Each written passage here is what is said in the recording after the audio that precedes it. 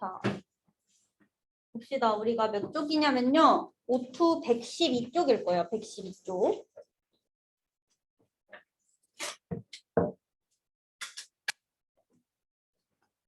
쌤은 했겠지? 종원이 졸라 불안한 눈빛 뭐야? 종원아 그때 안 했어? 아 종원아 꼭 이렇게 내가 확인을 하게 만들어야겠어? 그럼 어떻게 할 거야? 해올 거야? 해올 거야 진짜?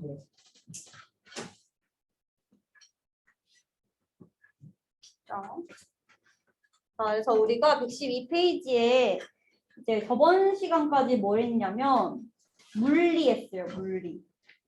중력하고 제일 어려운 부분, 통합과학에서 제일 어려운 부분을 했고 오늘부터는 이제 지구 시스템, 지구과학에 대한 내용이라서 이지하다, 쉽다. 그리고 중학교 때 했던 내용을 대부분 다시 상기하는 파트예요. 왜냐면 얘를 잘 알고 있어야지 뒤에 있는 부분에 대한 이해가 가능해서 이제 중학교 때 배웠던 거, 1, 2, 3학년 때 배웠던 걸 다 한 번씩 복습하는 느낌으로 들어주시면 되고요. 먼저 지구 시스템의 에너지와 물질 순환인데 냅다 에너지를 보는 게 아니고 지구 시스템의 구조부터 한번 살펴보게 됩니다. 제가 녹화를 해야 돼가지고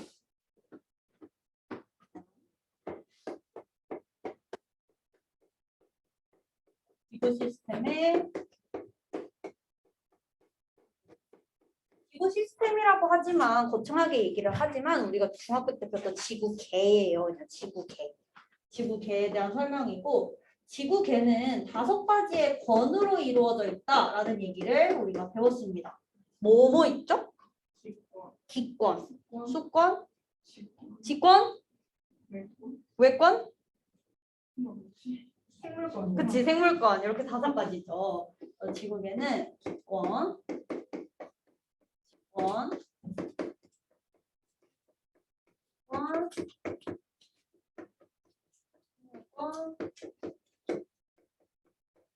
지권, 이렇게 5가지 권으로 나누어져 있고 이 권이 서로 상호작용을 하기 때문에 이 지구계가 유지가 된다라는 내용을 중학교 1학년 때 배웠어요.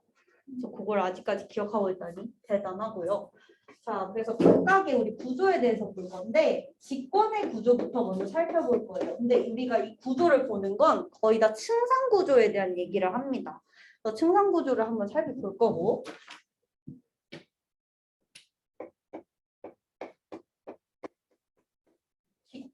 직권은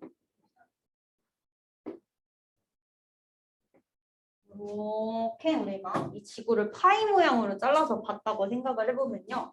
가장 위에 있는 곳을 우리가 뭐라고 부르죠? 제일 위에 얇고 우리가 밟고 있는 곳을 지각이라고 얘기를 하죠. 이 지각은 2가지로 나누어지게 됩니다. 어디에 존재하느냐에 따라서 2가지로 나누어져요. 대륙 지각하고 해양 지각 이렇게 나누어지게 됩니다.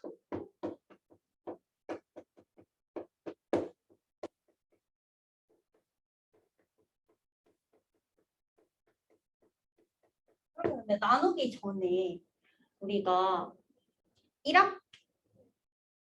1학기에서 통합과학 1단원에서 배운 내용이긴 한데요. 이 지각은 뭘로 구성이 되어 있을까요? 지각보다 작은 단위가 뭐지? 지각은 많은? 뭘로 구성이 되어 있지? 규산. 그거 너무 작고 그 중간에 뭐 있잖아. 규산형 광물과 지각 사이에 암석. 이거 너네 1학년 때 돌멩이 배웠잖아요. 막 화강암이니 대리암이니 석회암이니 이런 거 배웠잖아. 근데 그런 암석들이 규산형 광물로 이루어져 있다를 1학기 때 배운 거고요. 우리 통합과학 1학기 때. 그래서 지각은 암석으로 구성이 되어 있고 이 암석은 광물로 구성이 되어 있는 거죠. 근데 뭐 규산형 광물이긴 한데요. 그냥 광물이라고 쓸게요. 그래서 이렇게 대륙지각, 해양지각이 있는데 이 대륙지각이랑 해양지각도 각각의 암석으로 구성이 되어 있겠죠. 어떤 암석으로 구성이 되어 있을까요? 대륙지각은 천천히 식었겠지. 진짜 옛날에 우리 돌멩이에 대한 거 엄청 많이 했는데 중학교 1학년 때 천천히 식으면 무슨 암석이라고 그랬지? 그거? 절대 기억 안 나죠. 그렇죠? 심성암. 그 심성암 중에서도 화강암질 암석이라고 합니다. 화강암질 암석으로 구성이 되어 있어요. 그러면 해양지각은 제주. 검정색. 그 뭔데 그게? 구멍감이 뭐? 그게 뭔데? 현모암질 암석이 있잖아요. 님들 제주도 그 도라르방 있잖아. 현모암질 암석. 아니, 그러면 이 돌멩이가 중요하냐? 돌멩이가 중요한 건 아닌데요. 이 돌멩이의 밀도 차이 때문에 대륙 지각과 해양 지각의 밀도 차이가 생기게 됩니다. 이 화강암질 암석보다 현무암질의 암석이 밀도가 조금 더 크기 때문에 해양 지각이 대륙 지각보다 밀도가 크게 돼요. 그래서 이 밀도에 대한 얘기가 뒤에 가면 되게 중요해져요. 그래서 우리가 나중에 밀도 얘기하면 띠용 우리가 언제 밀도 얘기했지 하지 마시고 해양 지각의 밀도가 더 크다. 알아두시면 좋을 것 같아요. 그러면 두께는 누가 더 두껍지? 두께를 생각할 때는 산을 생각해 주시면 돼요. 우리 산은 땅 위로 이렇게 쭉 솟아 있잖아요. 근데 바닷속에 있는 산은 우리가 실제로 본 적이 없으니까 그냥 우리 앞에 있는 산을 봤을 때 대륙 지각이 좀 더 두꺼울 것 같네. 이렇게 쉽게 외우는 방법이 있겠죠. 그래서 두께는 대륙 지각이 더 두껍지만 밀도 자체는 해양 지각이 훨씬 크게 됩니다. 그래서 요거 이제 뒤에서 이런 거 이제 때문에 한 번 더 복습을 해주는 거거든. 이 내용 자체가 뒤에서 쓰이기 때문에. 그 다음에 지각 안쪽에 딱 봐도 대부분의 이 부피를 차지하고 있는 여기를 멘틀이라고 하겠죠. 멘틀은 약간 특이한 게 뭐냐면 상태가 무슨 상태죠? 예, 상태? 고체, 액체, 기체 중에 멘틀? 고체죠. 고체인데 약간 용융되어 있어요. 살짝 녹아 있어. 그렇기 때문에 얘 같은 경우에는 유동성이 있다라고 얘기를 해요. 고체인데 유동성이 있어요. 근데 우리가 직권 같은 경우에는 지구 내부로 들어갈수록 온도가 어때요? 그렇죠. 온도가 높기 때문에 이 멘틀 안에서도 멘틀 아래쪽은 온도가 높고 멘틀 위쪽은 온도가 낮단 말이야.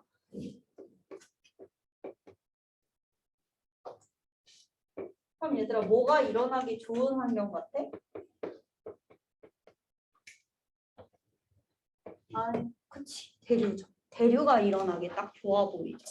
그래서 우리 유동성이 있는 고체인 멘틀은 대류를 하게 됩니다. 멘틀의 대류도 뒤에서 되게 중요하게 다뤄지는 소재예요. 그래서 이 멘틀의 대류가 왜 일어난다고? 우리 멘틀이 고체지만 살짝 유동성이 있고 또 지구는 내부로 들어갈수록 온도가 높아지기 때문에 이렇게 멘틀의 대류가 일어나는데 이때 뜨거운 거는 위로 올라가려고 하고 차가운 건 아래로 내려오려고 하죠. 이렇게 차가운 거 아래로 내려오려고 할 때 또 반대쪽으로 뜨거운 거 올라가려고 하고 이렇게 멘틀이 쭉 대류를 하게 되겠죠. 그래서 이렇게까지 멘틀을 보고 이 내부 밑에 있는 요거를 우리가 뭐라고 하냐면 핵이라고 얘기를 해요. 근데 우리가 이것도 통합과학 때 했었는데 지구가 처음에 만들어질 때 지구는 전체가 다 녹아 있었어. 마그마 바다라는 게 되어 있었죠. 전부 다 녹아 있을 때 우리가 전부 다 액체 상태면 그때 밀도차 분리가 일어날 수 있어요. 밀도가 큰 게 아래로 가라앉겠지. 그래서 그 상태로 굳었기 때문에 이 핵에는 밀도가 가장 큰 물질들이 들어 있습니다. 뭐가 있을까요? 철하고 니켈 같은 것들이 있어요.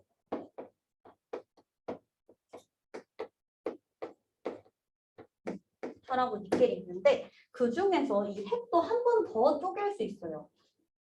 외핵과 내핵. 왜 쪼갰을까? 왜 쪼갰을까? 아니면 그냥 핵이라고 하면 안 돼? 외핵이랑 내핵이랑 차이점이 뭐예요? 외핵은 액체죠. 유일한 액체입니다. 직권에서.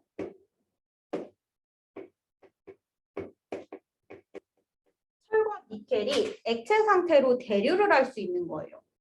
그렇기 때문에 이 외액에서 철과 니켈이 대류하게 되면 그 현상으로 인해서 지구 자기장이 생기게 됩니다.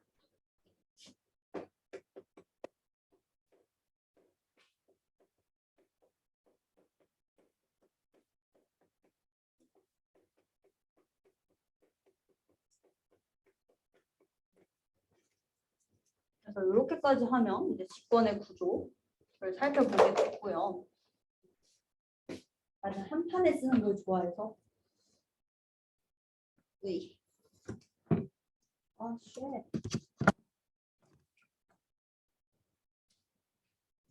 이렇게 하면 잘 안 보일 텐데. 어쨌든. 자, 두 번째로 볼 거는 이제 기권의 구조입니다. 기권 같은 경우는 우리 3학년 1학기 때 했었죠. 그렇기 때문에 비교적 쉽게 여러분이 할 수 있을 거라고 생각되고, 기권은 총 몇 킬로미터일까요?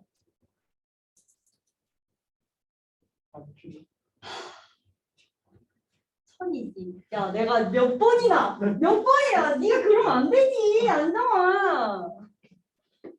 1000km죠. 1000km. 다 까먹었네. 다 까먹었어. 맞지? 응? 기권은 이제 지면에서부터 1000km까지 우리가 기권이라고 얘기를 하고요. 얘도 층상 구조를 가지고 있는데 뭐에 따라서 이렇게 층을 나누었을까? 높이에 따른 뭔 변화? 기온 변화에 따라서, 온도 변화 또는 기온 변화에 따라서 이렇게 4개의 층 또는 권으로 이렇게 구분을 했어요. 제일 아래가 대륙권. 그쵸, 대륙권. 콧방구 끼게 하지 마세요, 자꾸. 그쵸? 그 다음이 황층권. 그 다음이 그치. 자신 있게 중간권. 중간권. 그 위가 열권이 되겠죠. 우리 맨 아래에 대륙권. 그 위에 성층권. 그 위에 중간권. 위에 열권이죠. 우리가 이거 전체가 높이에 따른 기온 변화에 따라서 상상 구조를 나누게 되었고요.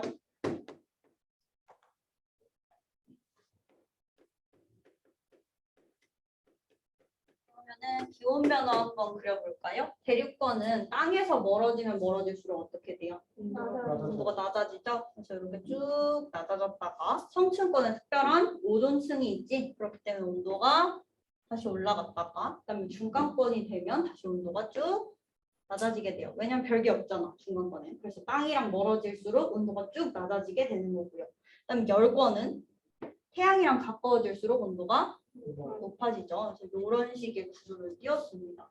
각각의 특징을 간단하게 정리를 해보면 이 대륙권에서 대류가 있어요, 없어요? 있죠. 그다음에 또 대류 있는데 어디? 중간권. 그리고 나서 이제 또 이 대륙권과 중간권의 가장 큰 차이가 뭐냐면 기상현상이 있느냐 없느냐가 가장 큰 차이지. 여기는 기상현상이 있죠. 성층권은 그럼 특징이 뭐지? 오존층. 얘 대류가 있나? 대류가 없어서 굉장히 안정한 층. 그래서 비행기가 이동할 때 가장 좋은 쪽이 이 성층권이 되겠죠. 대류가 없다. 중간권엔 기상현상이 있을까요? 없을까요? 없어요. 왜냐면 우리 공기는 대부분 중력이 큰 대륙권 쪽에 다 묶여 있겠죠. 그렇기 때문에 이 위에서는 기상현상이 일어나지 않고요. 열권 같은 경우 특징이 뭐가 있을까? 오로라. 그다음에 공기가 아까 말했듯이 밑에 다 몰려있기 때문에 여기는 보온 효과가 거의 없어요. 그래서 여기는 기온차가 크다. 이런 얘기에 대해서 우리가 했었습니다. 물론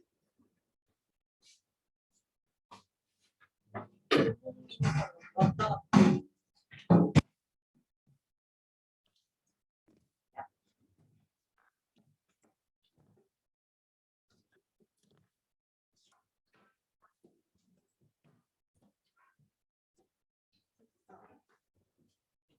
그 다음에 이제 이렇게 기권은 이 정도만 보면 될 것 같고요. 그다음 3번 이제 수권. 수권이라 하면 우리가 크게 두 가지로 나눠볼 수가 있겠죠. 97%를 차지하는 게 뭐예요? 수권의 97%. 그치, 해수죠. 그다음에 나머지가 담수라고 하는 거죠. 담수라고 우리는 중학교 때 배웠는데 고등학교 때는 육수라고도 얘기를 한대요. 여러분 문제에서 갑자기 육수가 나오면 뭐야 라고 하지 말고 그냥 담수라고 생각해 주시면 되고요. 그 담수 중에서 가장 양이 많은 건 뭐였죠? 지하 땡! 얼어있는 물이 제일 많아요. 빙하. 그 다음이 지하수, 이 호수와 하천수.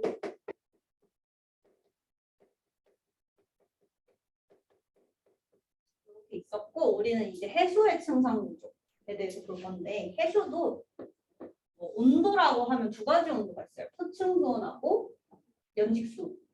표층수온, 연직수온.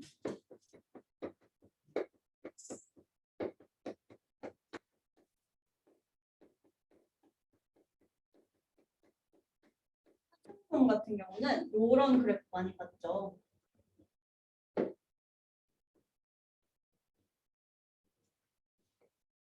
이런 그래프.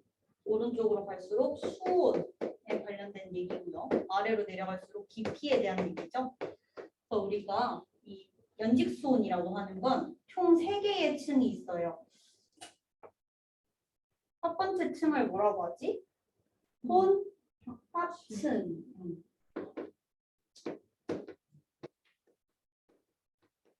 혼합층 같은 경우는 영향을 주는 요인이 두 가지가 있죠.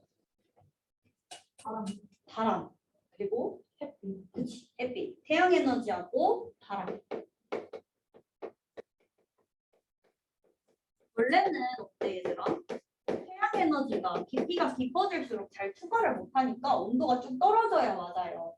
근데 혼합층 같은 경우에는 온도가 떨어져야 되는데 바람이 걔를 잘 섞어주기 때문에 온도가 일정한 층이 이렇게 생기게 되죠. 여기다 이렇게 온도가 일정한 층이 생기게 되는 거죠. 깊이가 깊어져도 온도가 떨어지지 않고 온도가 일정한 거예요. 잘 나오고 있죠. 그 다음에 이제 그 밑에 있는 층을 뭐라고 하냐면 수온약층이라고 합니다.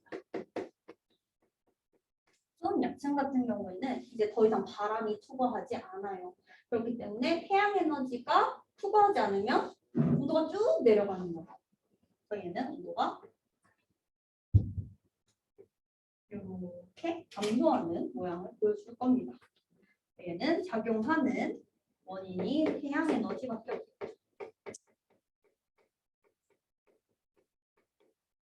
그 다음에 이제 마지막 층은 어디냐면 심해층이라는 곳이에요.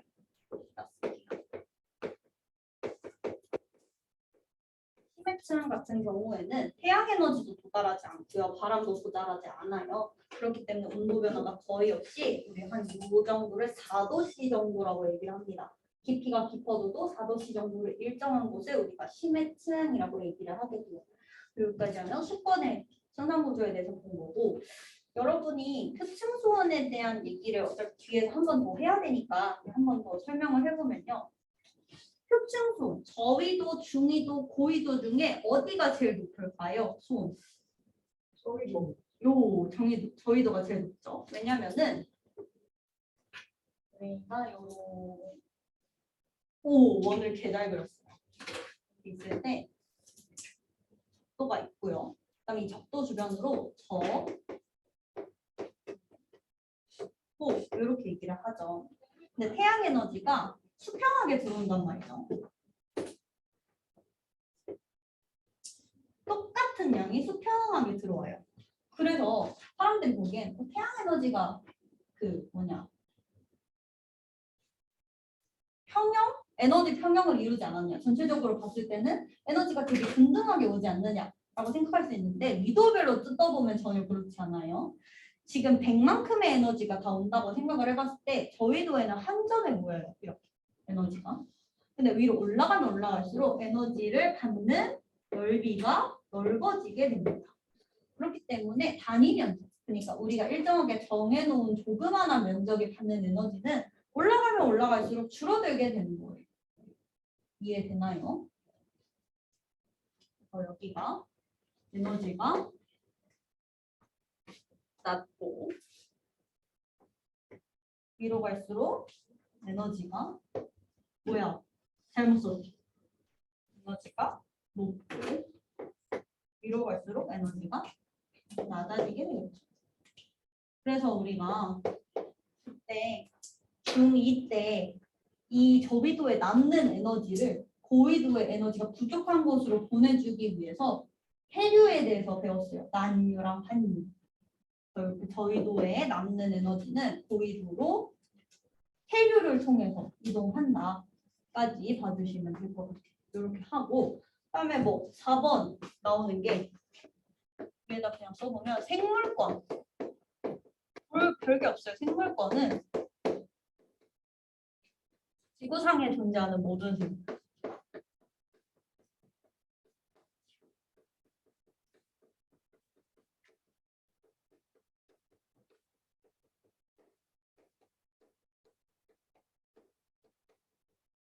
얘는 좀 더 특이하게 봐줘야 될 거는 기권, 지권, 수권에 모두 분포한다. 뭐 따라다니는 애도 있고요. 땅에 사는 애도 있고요. 바다에 사는 애도 있죠. 그래서 모든 권에 분포하는데 외권에는 없죠. 직권, 권, 기권 모두 분포. 그러면 하나 퀴즈. 이 생물은 생물일까요? 아닐까요?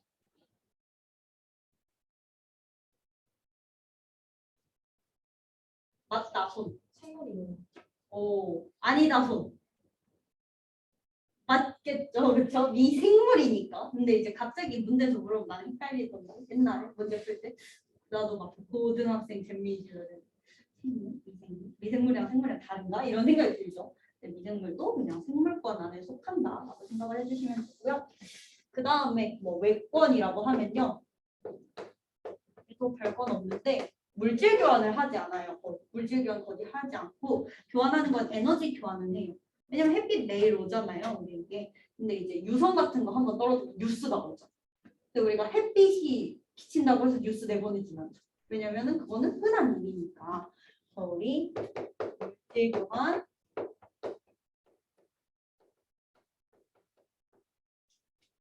이렇게 구조에 대해서 봤고, 이제 아마 책에는 상호작용에 대한 내용이 있을 텐데 그거는 내가 글로 쓰는 것보다는 같이 책을 보는 게 더 좋을 것 같아가지고 책으로 같이 봅시다.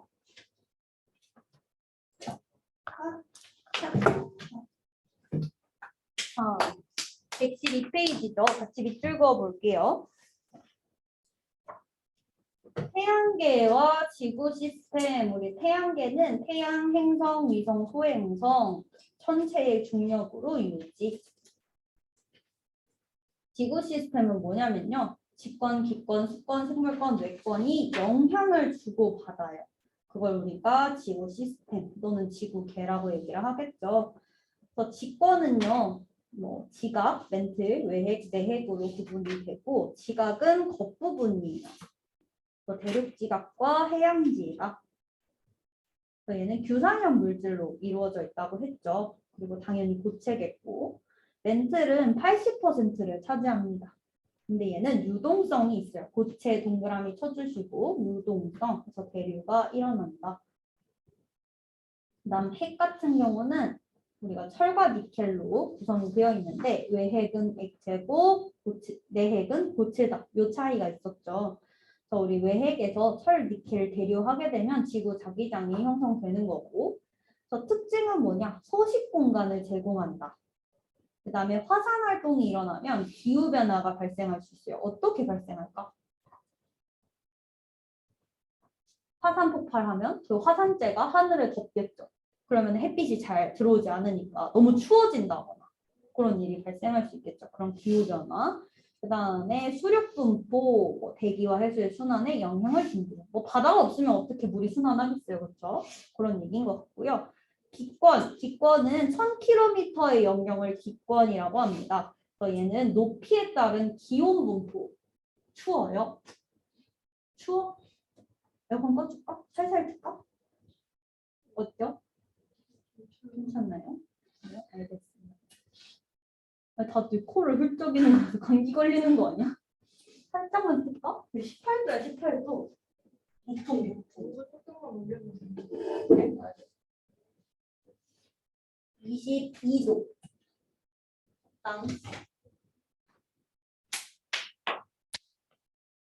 기권, 높이에 따른 기온 분포를 기준으로 4개의 권으로 나눈 거고, 대류, 성층, 중간, 열권 이렇게 있어요. 대류권부터 보시면 올라갈수록 기온이 낮아지고 대류, 밑줄, 기상현상, 밑줄 이게 가장 큰 특징이겠죠. 대류, 기상현상.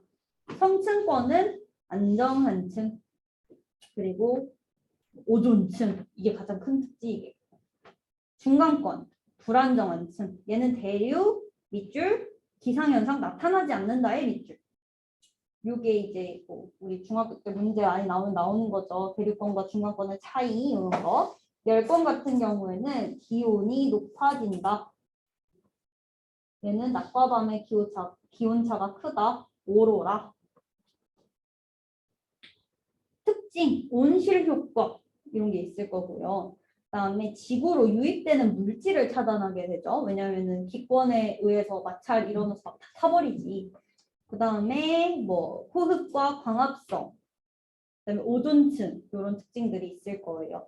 그다음에 수권 같은 경우에는 해수, 빙하, 지하수, 강, 호수 등 지구에 분포하는 물. 얘도 깊이에 따른 수온 분포를 기준으로 나눠주게 되겠죠. 혼합층은 태양 복사 에너지 밑줄, 그다음에 바람의 혼합작용 밑줄 이렇게 두 가지의 요인이 있겠죠. 혼합층에 작용을 하는 거는. 그래서 얘는 바람이 세게 불수록 더 많이 섞어주게 돼서 두께가 두꺼워지게 됩니다. 바람의 세기가 강할수록 두께가 두꺼워진다. 다음 수온약층은 깊어질수록 급격하게 낮아져요. 왜냐면은 태양 에너지가 덜 도달하기 때문이겠지. 그래서 얘는 딱 봐도 대류가 일어나겠어 안 나겠어? 너네 봐봐. 이렇게 수온약층 아래가 온도가 낮고 위로 올라갈수록 온도가 높아요. 대류는 온도가 높은 게 위로 올라가려는 거고 온도가 낮은 게 아래로 깔아앉으려고 하는데 이미 아래에 깔아앉아 있고 위에 올라가 있어요. 그렇기 때문에 여기 대류가 일어날 수가 없겠죠. 굉장히 안정한 층이 되게 되고요. 이렇게 수온약층이 중간에 딱 버티고 있으니까 심해층과 혼합층 사이의 물질은 거의 교환되지 않습니다. 그리고 심해층은요, 수온이 낮고요, 수온 변화 거의 없어요. 한 4도씨 정도로 계속 일정하다 그랬죠. 그래서 위도나 계절에 따라서도 바뀌지 않습니다. 그래서 특징, 수권 특징. 얘 비열이 크죠, 물은. 비열이 크니까 에너지 저장하는 역할 많이 하고요. 그 다음에 열에너지 운송한다. 방금 얘기한 폐류, 난류나 한류 같은 걸로 열에너지 운송한다라는 내용이 있고 뒷장 넘어갈게요. 옆장인가요? 생물권은 지구에 살고 있는 모든 생물, 직권, 기권, 수권 모두 살고 있고요. 얘 시는 그냥 풍화, 뭐 풍화 같은 거 옛날에 배운 거 뭐 있을까요? 바위 사이에 식물 뿌리가 자라요. 그럼 바위가 부서진다. 뭐 이런 것들 배웠죠. 그런 식으로 풍화 일으키고 광합성과 호흡 하고요. 그다음에 미생물 얘기 나오게 되죠. 외권 바깥 우주 공간 얘기를 하고요. 물질 교환 거의 없다. 그다음에 태양 에너지가 많은 영향 준다. 자기장은 태양풍을 차단한다. 뭐 이런 거만 알고 계시면 될 것 같아요. 그 다음에 지구 시스템 상호작용. 이 상호작용이라는 단어가 되게 중요하죠. 우리 지구 시스템 안에 있는 5가지 권은 꼭 상호작용을 합니다. 그래서 한 권의 변화는 다른 권에도 영향을 주고요. 각 권에서도 일어나고 서로 다른 권에서도 일어나게 됩니다. 그래서 이제 상호작용 예시를 보시면 이거는 너네가 읽어봐요. 너무 쉽잖아요. 그렇죠? 뭐가 있을까? 뭐 조금 어려운 건 버섯바위? 이거 알아요? 버섯바위? 사막에 사막에 이런 산이 있었어. 모래 여기 보이나? 모래 산이 이렇게 있었어요. 근데 이 주변에서 계속 바람이 불어서 옆을 다 깎아먹어. 그럼 나중에 이렇게 생긴 산이 생깁니다. 이게 버섯 바위예요. 그럼 얘는 뭐랑 뭐의 상호작용일까? 모래니까 직권. 바람이 불었어요. 기권. 이렇게 되겠죠. 직권과 기권의 상호작용으로 그런 버섯 바위가 생길 수가 있겠고요. 나머지 또 모르는 게 있을까? 딱히 없을 것 같아요. 뭐 해식 동굴? 바다 파도가 쳐가지고 그 땅을 깎아먹게 되면 동굴 생기는 거. 그럼 뭐랑 뭐겠어? 습관이랑 직권, 그쵸? 그렇게 되겠죠.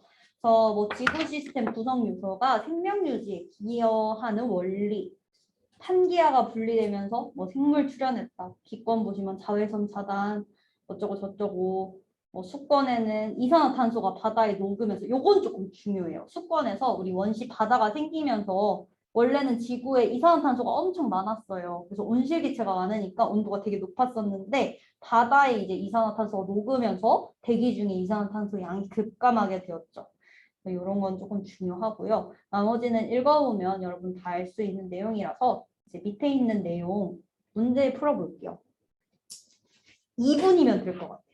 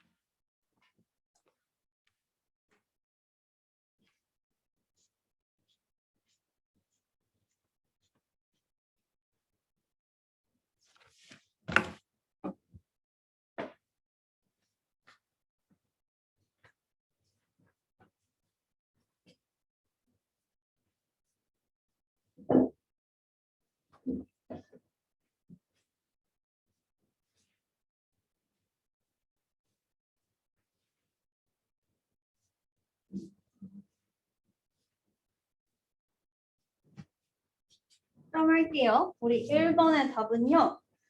5 X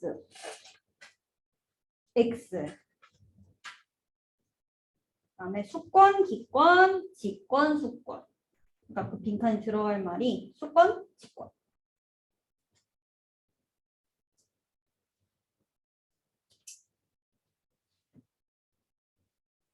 됐나요? 계속하게도 아직 시간이 개 많이 남았죠. 시계를 봐도 소용없어요. 이맘때쯤 시계를 보더라. 한 35분 지났을 때. 진짜. 자, 이제 뒷장에 우리 지구 시스템 에너지와 물질 순환합시다. 우리가 지금까지 지구 시스템은 그냥 너무 쉽고 그냥 약간 복습 차원으로 본 거라면 이제 나오는 내용이 본격적으로 이 단원에서 하고 싶은 말이긴 한데요. 진짜 쉬워요. 여기 단원은 지구과학이라서. 이제 뒤에 이제 나올 내용을 이해하기 위한 다 밑밥이야. 뒤에 내용이 어떻게 보면 조금 이해하기 어려울 수도 있어요.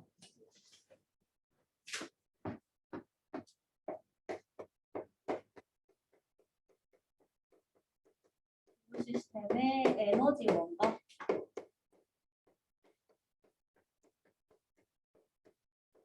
물질 교환. 그러면은 총 2번으로 나눠서 보겠죠? 에너지원에 대한 내용이랑 물질 교환에 대한 내용 이렇게 2개로 나눠서 볼 거예요. 첫 번째, 에너지원. 그러니까 우리 지구에 영향을 미치는 에너지가 총 3가지가 있습니다. 그 3가지에 대해서 알아볼 건데요. 가장 크고 가장 많고 가장 근원적인 에너지 바로 태양 에너지가 되겠죠. 태양 에너지. 태양 에너지는 어디서 나오는 걸까? 태양 내부에서 수소 핵융합하는 그 에너지로 우리 지구에 도달하는 거죠. 저희 태양 에너지 같은 경우는 태양 내부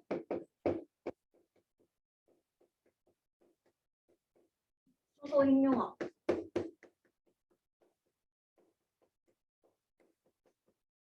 지구에서는 어떤 일을 하냐면요.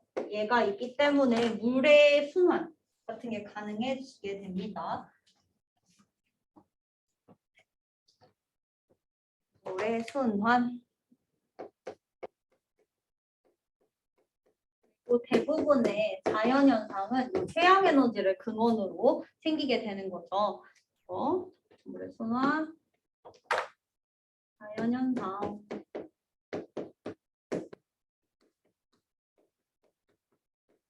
또 이 태양 에너지가 근원 에너지고요. 양도 제일 많아요. 아마 책에 보시면 99.985%의 에너지를 차지하고 있습니다. 저희는 양도 많고 근원 에너지.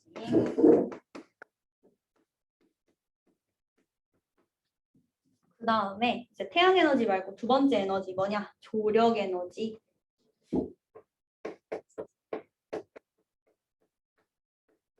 조력 에너지는 뭐 우리 중학교 2학년 때 아까 그 뭐 해수에 어쩌고 저쩌고 할 때 조류, 뭐 조석, 조차 이런 거 했었어요. 그때 그 조차, 밀물 조차가 아니고 조류를 만드는 밀물 썰물을 만드는 힘이 바로 저 조력 에너지였죠. 조력 에너지는 달과 태양의 인력으로 생기게 됩니다.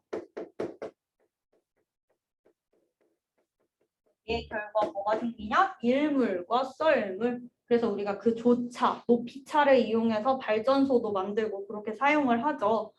그래서 사실 딱 보면 얘는 그렇게 이번 단원에서 중요한 내용은 아니에요. 조력 에너지. 그냥 밀물, 썰물 정도만 알고 계시면 됩니다.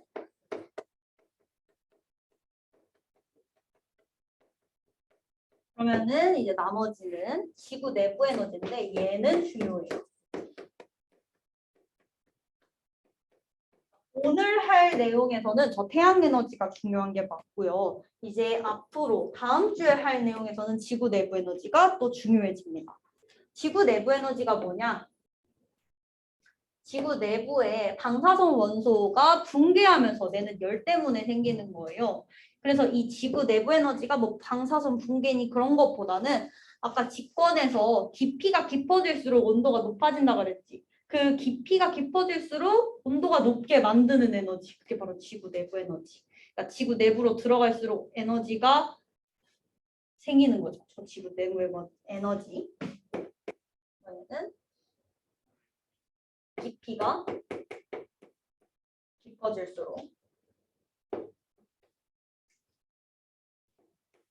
물을 높게 만들어서 결국에 우리 아까 뭐가 일어나겠죠? 멘틀에 대류가 일어나게 만드는 근원 에너지가 되겠죠.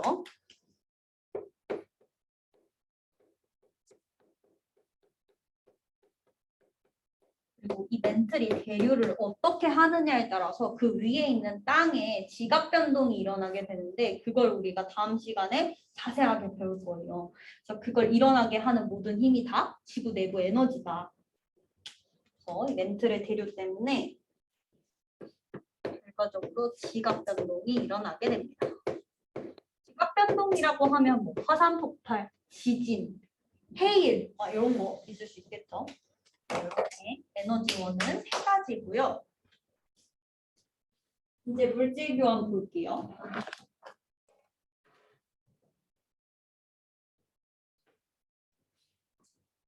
여기까지 하면 오늘 우스 끝이에요. 물질 교환까지. 가볍지. 아, 니네 물리 하다 와서 그래. 물리는 내용은 개쩌는데 문제 푸는 게 어렵잖아. 물리 진짜 개금방 끝나지 않아? 한 30분이면 끝날 걸 그거 한 단어 하는데. 아닌가. 옷도 처음 한다. 통합과 처음 한다. 어려울 만해요. 그쵸? 아, 근데 니네 물리 할 때 안 온 게 다행이야. 물리 할 때 왔으면 잠시만 없을 수 있어. 멘탈 터져가지고 저 안 할래요. 여기 있는 친구들도 멘탈 많이 터지잖아요. 근데 이미 다니고 있어서 못 나갔잖아. 여기는 처음 초심자가 듣기에 굉장히 괜찮은 곳이다. 물질 교환. 물질 교환? 맞아? 물질 순환이네. 뭔가 말이 이상하다 그랬어. 물질 교환이 아니라 물질 순환이에요. 엥? 무슨 물질 교환? 물질 순환. 우리가 여기 물질 순환에서 배우는 순환하는 물질, 지구를 순환하는 물질은 총 3가지예요. 탄소, 물, 질소 이렇게 3가지인데 질소 같은 경우에는 학교 책에 나오는 책도 있고 안 나오는 책도 있고 사실 깊게 들어가면 생명과학 1에 대한 내용이랑 조금 어려워서 안 나오는 책이 많고요. 탄소랑 물 같은 경우는 가볍게 그냥 여러분이 알고 계셔야 하는 내용입니다. 그래서 우리는 탄소랑 물의 교환을 조금 집중적으로 보고 질소는 그냥 약간 훑어보는 식으로 볼 거예요. 그래서 물의 교환. 교환이래요. 물의 순환. 이 물은요. 지구 계 안에 있는 각 권을 이동할 수가 있는데요. 그때 항상 상태가 변해요. 그러니까 항상 변한다기보다는 상태를 변하게 함으로써 그렇게 여러 가지 권들을 이동할 수가 있어요. 예를 들어서 수권에서 기권으로 가려면 수증기 상태, 기체 상태로 상태 변화가 일어나야 하는 거고요.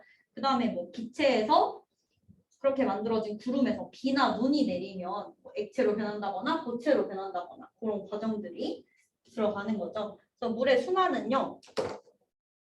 이 물의 순환을 일어나게 하는 에너지는 태양 에너지예요. 아까 얘기한 것처럼. 태양 에너지에 의해서 상태를 바꾸며 변하며 사건을 순환한다. 사건을 이동하는구나. 근데 여기서 약간의 조건이 있다면 이 물이 순환을 할 때요. 하나의 권에서 만약에 30만큼이 빠졌어요. 그러면은 다른 데서 꼭 30만큼을 얻어와야 됩니다. 한마디로 각 권에서의 물의 양은 항상 일정합니다. 이해됐나요?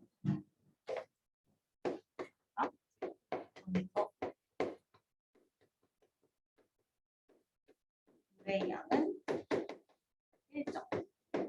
이거를 그림으로 한번 살펴보면요. 지금 보여요? 여기에다 이게 보여요? 이렇게 바다가 있고요. 그 위에 기권에는 한 100만큼의 물이 있다고 우리가 생각을 해볼게요. 그럼 이 100만큼의 물이 있었는데 비가 내렸어, 땅에. 땅에 30만큼의 비가 내렸어요. 그렇죠? 그러면은 여기서 증가를 얼마나 해야 될까? 바다에서 증가를 얼마 해야 돼? 30. 그래야지 전체 양이 일정하게 유지가 되겠죠. 그럼 바다에서 30만큼 증가해야 돼요. 그럼 지금 바다는 사실 뺏겼죠. 그럼 이거 어떻게 해야 돼? 땅에서 물이 흘러 들어와서 다시 30을 채워줘야 됩니다. 땅은 30을 받았잖아, 기권한테. 그렇기 때문에 그 남는 물을 바다로 이렇게 보내줘서 각 권의 물의 양은 항상 일정해야 돼요. 그러니까 물이 순환은 하고 있지만 각 권에서의 양이 일정해야 합니다. 그럼 각 권에서 물의 양이 일정하니까 전체적으로 지구 전체 물의 양도 일정하겠죠.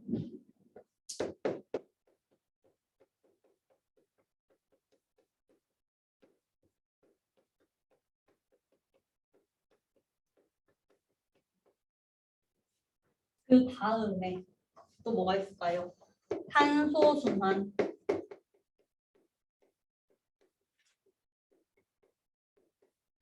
탄소는요, 뭐 여러 가지 에너지에 의해서 이렇게 순환을 하게 되는데 얘 같은 경우에는 상태가 변하는 게 아니고 각 권마다 형태가 변해요. 탄소가 뭐지? C지, C. 원소 기호로 C죠. 근데 그 C가 그냥 C 상태로 돌아다니는 게 아니고 어떤 곳에 있느냐에 따라서 형태가 바뀐다는 거예요.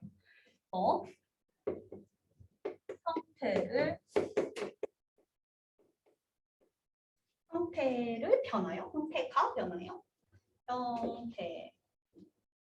변화예요.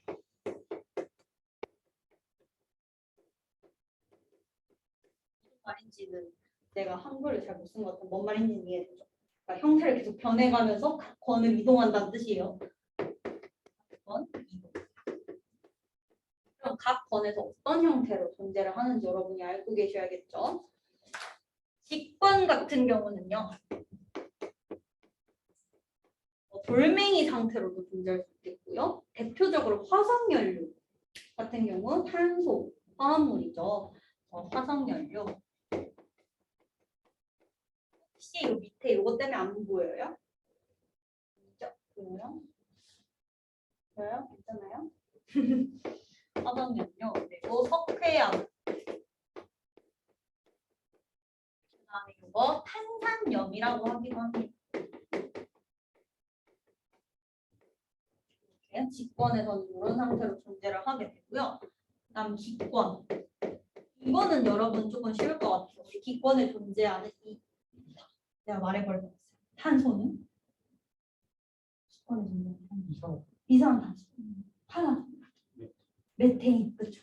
CO2랑 CH 이런 것들이 있을 수가 있겠고요. 그다음 기권에는 이 탄소가 녹아야겠지. 물에 녹는 거, 이온으로 녹을 수 있겠죠. 탄소 이온 이런 건 없어요. 뭐가 있냐고 탄산이온 이런 게 있겠죠.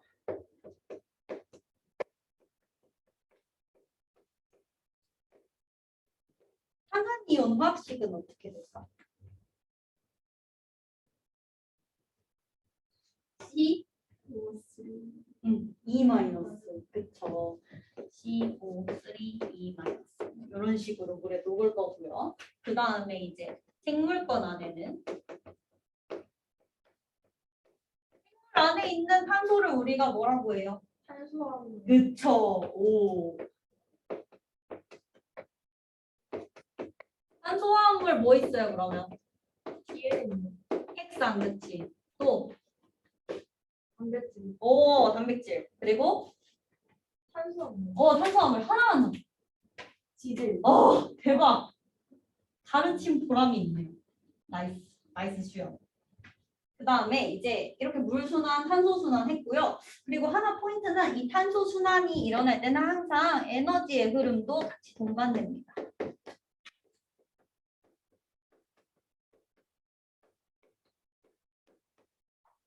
그리고 아까 말했던 나는 질소 순환. 질소는 왜 순환하게 되냐면 우리 몸에 단백질을 보시면 그때 N, 질소가 존재해요. 우리 몸에는 질소가 존재하는데 그 질소를 어떻게 얻었냐. 이 공기 중에 질소 많죠. 그걸 그대로 흡수하면 참 좋을 텐데 생명체 자체는 질소, 이렇게 떠있는 기체 질소를 사용할 수 있는 방법이 없어요. 그렇기 때문에 중간에 다른 생명체가 우리가 사용할 수 있는 질소 형태로 바꿔줘야 된단 말이지. 그래서 뭐 예를 들어 이렇게 땅이 있으면요. 풀이 있어요. 이 뿌리로 질소를 흡수를 하고 싶은데 공기 중에 있는 질소를 흡수할 수가 없어. 그럼 어떻게? 얘 뭐 질소 흡수 못하고 그러면은 우리가 단백질 만들 수가 없겠죠. 그럼 어떻게 하냐면 이 질소 자체를 땅 속에 있는 세균이 있어요. 이 세균이 NH4 플러스나 NO2 마이너스 형태로 땅에다가 바꿔줍니다. 그러면 이제 이 풀이 흡수를 할 수가 있어요. 그럼 풀이 흡수를 해서 질소를 가지고 있겠죠. 그러면은 이제 기린이 와서 먹어요. 근데 우리가 기린을 못 먹죠. 아니 근데 기린밖에 못 그리는데? 기린보다는 말 같은. 엥? 이렇게 하면 기린이지. 이렇게 하면 기린이지. 기린이 갈퀴가 있나? 없지. 있는. 동물농장 많이 봤어야 되는데. 기린. 기린이라고 여기 이거 있잖아. 기린이지. 기린이 얘를 먹었어. 그럼 기린 안으로 단백질이 들어가, 질소가 들어가겠죠. 근데 기린이 죽었어요. 죽었어. 그럼 이제 땅에 다시 이 기린의 시체가 있겠죠. 그럼 얘를 다시 질소로 바꿔주는 세균이 또 있다는 겁니다. 분해자라고 하는 애가 있는데 분해자까지 거치면은 이렇게 계속 돌고 도는 거예요. 그러면 또 공기 중으로 N2가 나갔죠? 그러면 또 세균이 이렇게 땅에다가 얘로 바꿔주면 이 풀이 먹고 그다음에 그 풀을 또 기린이 먹고 기린이 또 죽으면은 걔 또 분해자로 분해해가지고 밖에다 내보내고 이렇게 도는 거예요. 그러면 질소는 그 기린물에 한 번 들어가면 죽을 때까지 안 나오는 거예요. 그쵸? 막 살이 떨어졌어. 기린 아. 살이 떨어져. 기린 다리가 떨어져 썩었어. 그러면은 살아있는 동안에도 나올 수 있겠네요. 그런 잔인한 방법 말고는 없는 것 같은데요. 하여튼 뭐라고? 배설물? 그쵸? 배설물로 단백질을 싸나? 질소 나올 수는 있겠어요. 그쵸? 아니면 그것도 되겠다. 오줌 안에 암모니아가 있거든. 그러면 그 암모니아 형태가 나오면 그것도 분해자가 분해를 해서 내보낼 수 있겠네요. 오, 굉장히 평화적인 방법이 있었네요. 다리를 자른다니 그런 일이 없어도. 어쨌든 여기까지 하면은 오늘 내용이 끝나는데 15분 쉬시고요. 그냥 4페이지 밑줄 그읍시다. 우리 이제 아까 방금까지 지구계 구조했고요. 이제 지구 시스템의 에너지원과 물질 순환에 대해서 했죠. 이 정도면 병 아니냐? 물질 교환병. 아까 이거는 생물을 해가지고 니네도 해야 되긴 한데 어쨌든 에너지원은 총 3가지가 있다라고 했어요. 태양 에너지, 지구 내부 에너지, 조력 에너지. 그 중에서 태양 에너지가 가장 많고 근원 에너지였죠. 그래서 얘는 왜 생기냐? 태양의 수소 핵융합 반응 때문에 생긴다. 그래서 얘는 근원적인 에너지였고요. 그래서 기상현상, 해류, 그리고 풍화와 침식을 일으키게 됩니다. 그래서 얘는 화석 연료의 근원, 생명활동에 필요한 에너지로 이용된다. 그다음에 지구 내부 에너지는 지구 내부 방사선 원소의 붕괴열이에요. 방사성 원소의 붕괴열. 그래서 얘는 멘틀 대류 밑줄 치고 별표 지구 내부 에너지 때문에 일단 멘틀 대류가 일어나는 거고요. 그렇기 때문에 지각 변동인 지진, 화산 활동, 판의 운동 등이 일어나게 되는 거죠. 그 다음에 외핵의 대류도 일으키기 때문에 지구 자기장이 생긴다. 아까 직관의 구조할 때 얘기했었죠. 그다음 조력 에너지는 달과 태양의 인력인데 밀물과 썰물 있고요. 그다음 밑에 지구 시스템의 에너지 흐름, 위도별 에너지 불균형에 대한 얘기는 우리가 아까 그 얘기를 했지만 아까 얘기했는데 아까 그 표층수원 얘기할 때 얘기했었죠. 저위도, 중위도, 고위도 그 내용이에요. 그래서 얘 같은 경우 단위 면적의 지표면에 도달하는 태양 복사 에너지 양이 다르다. 아까 그 저위도 같은 경우는 똑같은 양의 태양 에너지가 한 곳에 모이기 때문에 단위 면적당 에너지가 많다고 그랬었고 위로 올라갈수록 똑같은 양의 에너지가 넓게 퍼지니까 하나의 조그만한 단위 면적당 에너지는 작아진다라는 얘기를 했었죠. 그래서 그렇기 때문에 위도별로는 에너지가 불균형하지만 전체적으로 에너지가 평형한다. 어떻게? 대기와 해수의 순환 밑줄. 이 대기와 해수의 순환을 통해서 지구는 전체적으로 에너지 평형을 일으키게 됩니다. 그래서 에너지는 다양한 자연현상 및 물질의 순환을 일으키게 되고요. 먼저 물의 순환부터 볼게요. 그래서 물의 순환을 일으키는 주된 에너지는 태양 에너지가 됩니다. 그래서 얘는 상태가 변하면서 지구 시스템을 순환, 기권, 직권, 수권, 생물권에 영향 주고요. 에너지를 고르게 분산시킨다. 여기 예시는 여러분들 쭉 읽어보시는데 증산작용 같은 경우는 모를 수가 있어요. 증산작용 혹시 아는 사람? 그 식물의 기공으로 원래 기체가 교환되어야 하는데 식물 내부에 있는 물이 증발하게 되는 거죠. 그렇죠? 식물 내부에 있는 물이 밖으로 빠져나가게 되면서 식물 뿌리 아래에 있는 물이 위로 올라오게 도움을 주는 게 증산작용이었죠. 한마디로 생물권에서 기권으로 물이 이동한다고 여러분 생각해 주시면 되고요. 그다음에 물의 평형 별표 각 권에서 물의 양이 일정하게 유지가 된다라는 점이 있었어요. 각 권에서 물의 양 일정 유지. 자, 각 권에서 물을 얻은 양은 물을 잃은 양과 같고 총 강수량과 총 증발량이 같다. 요거 문제 푸는 것도 나올 거고요. 이제 뒷장에 탄소의 순환 있죠. 탄소는 다양한 형태로 존재하게 됩니다. 그래서 그 여러분이 형태, 어떤 권에서 어떤 형태로 존재를 하는지 봐주셔야 되는데요. 직권 같은 경우에는 석회암, 그리고 탄산염, 그리고 화석연료로 존재를 하고 수권은 물에 녹아야 되니까 탄산이온 형태로 존재할 거고요. 기권은 이산화탄소와 메테인, 생물권에서는 탄소화합물로 존재를 하게 되죠. 그래서 우리 탄소의 순환은요. 에너지 흐름과 함께 일어난다. 줄. 그리고 얘는요. 각 권에서의 양은 일정하지 않지만 그냥 지구 전체의 탄소 양은 일정해요. 더 밑줄 전체의 탄소 양은 일정하다. 밑에 있는 거는 여러분 쭉 한번 읽어보시기 바라고요. 밑에 이제 질소의 순환. 질소, 대기 중 질소를 우리 식물이나 동물이 그대로 흡수하지 못하기 때문에 토양 속 세균을 통해 질산 이온 밑줄 이렇게 한번 바뀌고 그러면 이제 흡수할 수 있어요. 그래서 식물의 흡수, 동물에게 이동. 분해자를 통해 동식물의 배설물이나 자체가 분해되면서 질소가 다시 기권으로 나가게 되면 질소가 이렇게 계속 돌게 되는 거죠. 그래서 여기 밑에 있는 문제를 한번 풀어봅시다. 이것도 한 2분 정도 걸릴 것 같아요.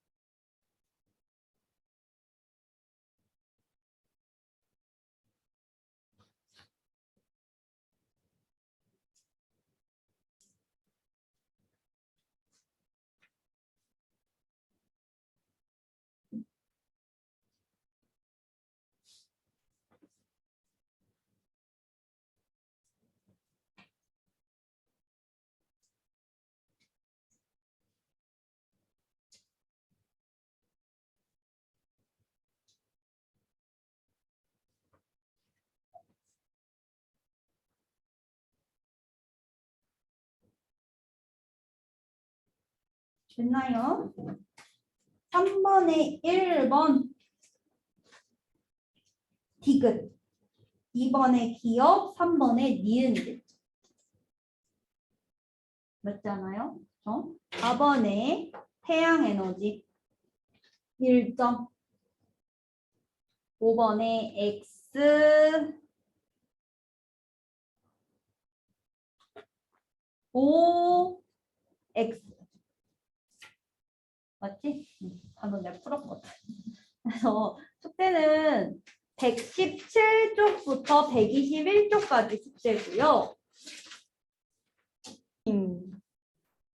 봅시다. 그러면은 너네 중등과학은 시험 기간 때만 했어? 네. 우리는 왜지? 나는 계속 나도 같은 응용반인데 주말반이랑 차인가? 주말반은 이거 통합과학 진도 나가면서 중등과학도 하고 그리고 시험 기간에 또 중등과학 또 하고 중등과학 마스터가 될 수 있죠. 그렇죠? 자, 5단원 배워본 사람 생식과 유전 단원 다 배워보기는 했죠. 이제 다니던 친구들은 선행을 몇 학년 때지? 겨울방학 때. 와, 겨울방학 때 이거 어떻게 다 나가?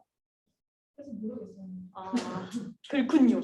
혜인아, 너무 신경 쓰지 않아도 다 몰라요. 그러니까 이름만 들어. 생식과 유전? 알지. 자, 하지만 그렇게 이름만 들어놓은 게 은근 도움 많이 된다. 왜냐면 약간 자신감이 생겨. 약간 배워본 것 같은데? 약간 이런 생각이 들면서 좀 두렵지는 않죠. 어쨌든 생식과 유전이고요. 이 단원은 크게 세 단원이에요. 세포분열,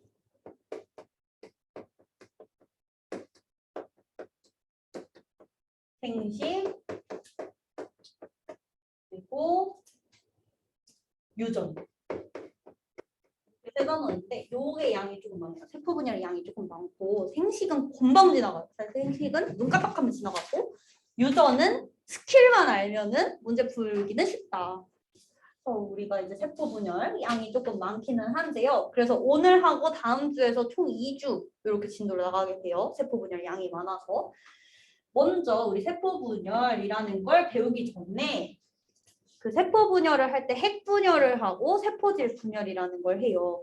어쨌든 그래서 그 핵 안에 뭐가 있는지를 우리가 먼저 밑바탕으로 좀 알아둬야 할 필요가 있겠죠. 그래서 염색체라는 게 있습니다. 염색체는요. DNA하고요. 이렇게 구성이 되어 있어요. 그래서 우리가 통합과학에서 이제 DNA의 구조나 이제 RNA의 구조 이런 것들, 뭐 뉴클레오타이드니 인산당, 염기니 이런 것들을 하긴 했지만요. 이 중등과학에서는 그렇게 깊게 들어가는 건 아니고 그냥 두 가닥, 이중 나선 구조만 알고 있으면 돼요.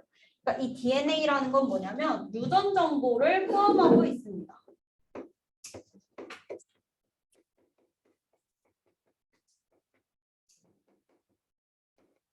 포함이라기보다는 저장하고 있다고 보는 게 더 맞을 것 같습니다.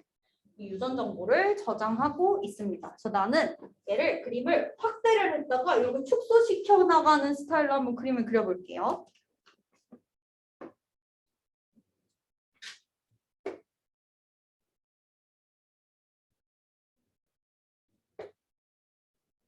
자, 얘를 축소시켜서 이렇게 보이는 거예요. 처음에는 겁나 크게 보였다가 이제 약간 쬐꼬만한 실처럼 보이는 거죠. 그래서 얘네 보시면 이 사이에 이렇게 이어져 있고요. 한 가닥 총 이중 나선 구조로 이루어져 있습니다. DNA 같은 경우에는 가끔 물어봐요. 이중 나선. 그러면 한 가닥이란 뜻이야? 두 가닥이란 뜻이야? 근데 요거 보고도 한 가닥이라고 하는 애도 있어요. 왜냐면 하나 같은데? 이래, 여기 보면 이제 한 줄 같은데 그래서 이제 문제에서 한 가닥 이렇게 그걸 바로 틀리는 거죠. 이중 나선 가닥이고요. 여기에 유전 정보가 저장이 돼 있는 이렇게 꼬여 있는 저 구조를 DNA라고 하는 거예요. 그러면은 그 DNA 위에는 항상 모든 곳에 유전 정보가 있는 건 아니고요. 여러분 글 쓸 때 이렇게 타자 이렇게 쓰고 스페이스바 막 띄우죠. 양 늘리려고. 막 줄 계속 바꾸고 그런 것처럼 이 DNA 안에도 유전 정보가 있는 부분이 있고 없는 부분이 있어요. 그러니까 모두 다 의미 있는 부분은 아니라는 거죠. 이런 식으로 유전 정보가 저장되어 있는 부분이 이렇게 띄엄띄엄 있는데 그 부분은 우리가 뭐라고 하냐면 유전자라고 합니다. 그러면 니네가 생각할 때 유전자가 커요? DNA가 커요? 그쵸. DNA가 훨씬 크겠죠. DNA 하나 안에 유전자 A, 유전자 B, 유전자 C 이렇게 있는 거죠. 이것도 시험에서 자주 물어봐요. 누가 더 큰 단위냐? 우리 유전자라고 하는 것은 유전 정보 저장 되어 있는 부분. 그러니까 이 유전 정보 저장하는데 의미 있는 유전 정보? 그러니까 요 사이에는 그냥 점프 약간 그런 느낌이에요. 뭔 소린지 알겠어요? 이렇게 되어 있고요. 얘를 이제 축소해서 보면 이런 실 같은 모양으로 보여요. 근데 여러분이 실을 그냥 풀어놓는 것보다는 정리를 해두는 게 좋겠죠. 그래서 실을 정리할 때 가장 좋은 건 뭐냐면 너네 반지꼬리 같은 거 열어보면 어때? 어떤 동글동글한 거에 실이 이렇게 묶여 있지. 그래서 그거랑 똑같은 개념으로 이 DNA를 어딘가에 말아서 보관을 합니다. 그 말아주는 기관이 단백질이에요. 단백질로 구성이 되어 있고 생명과학에 관심 있는 사람. 마법 왜 다니냐고! 생명과학 안 좋아. 그럼 나는 지구과학이 좋다. 화학이 좋다. 쉣.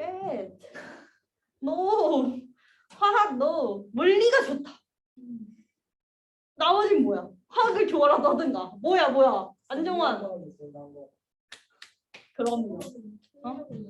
이게 약간 가르치던 선생님의 성향 차이인 것 같아. 나는 이제 애들한테 약간 생명과학 주입하거든. 생명과학. 생명과학 너무 재밌지 않아요? 재석쌤 화학을 좋아하시나? 다 재석쌤 반이었어? 진경쌤 반이었지 너? 아니야? 아름쌤 반? 아름쌤. 무슨 재석쌤? 아름쌤. 재석쌤? 아름쌤. 아름쌤? 아름쌤 반은 뭘 추구하지? 뭘 추구해요? 물리? 오, 대단, 대단. 이 약간 선생님들마다 색깔이 있는 것 같아요. 진경쌤은 약간 화학을 좋아하셨고, 화학의 색깔이, 재석쌤도 화학을 좋아하시는 것 같던데, 약간. 난 생명이 좋아. 나 지금 여기 완전 행복해. 여기 물 만난. 이거 아주 할 때 행복해. 그래서 어쨌든 얘를 똘똘 말아서 정리해 놓을 것이 필요합니다. 그래서 그걸 바로 이 DNA를 단백질에 감아서 보관을 한다. 그 다음에 그걸 응축을 해놓은 게 염색체라는 겁니다. 어쨌든 그림으로 이렇게 천천히 보여드릴게요. 뭐 이렇게 생긴 이 단백질이 8개. 8개라는 거 알 필요는 없는데 뭐 8개의 단백질로 이렇게 동글동글동글하게 묶어 놓으면 여기에 이렇게 감깁니다. 뭔 소리인지 알겠죠? 정리가 되는 거예요.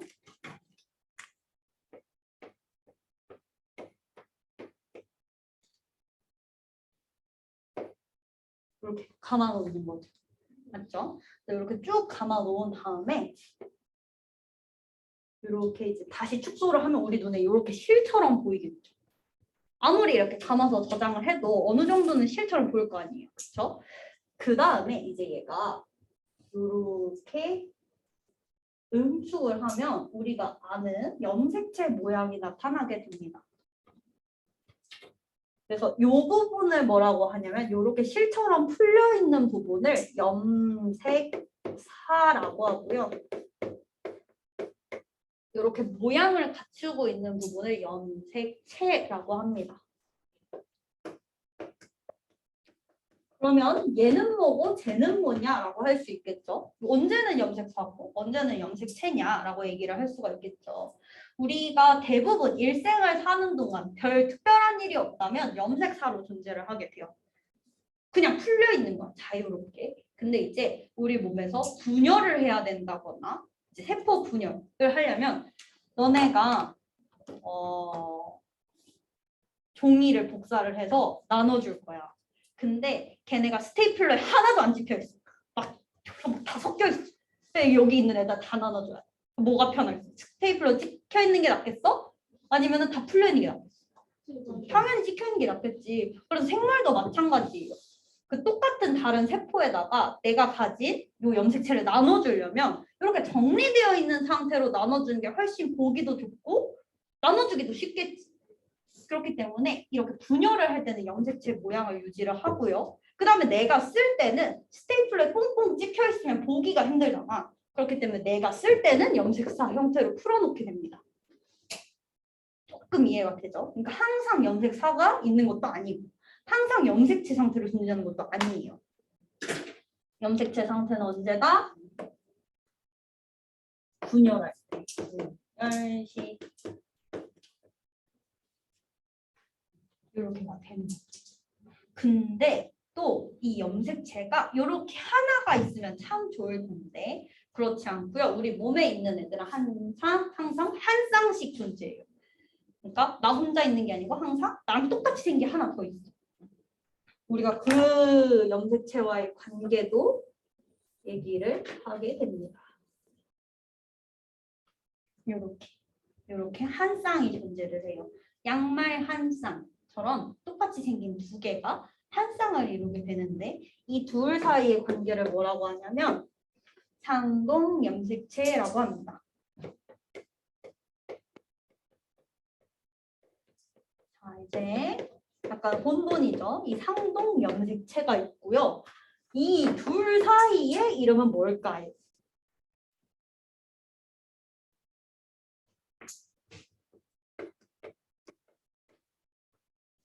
욕 아니에요. 맞아요. 염색 분체. 아무도 욕이라고 생각 안 하는. 나만 썩었나 봐.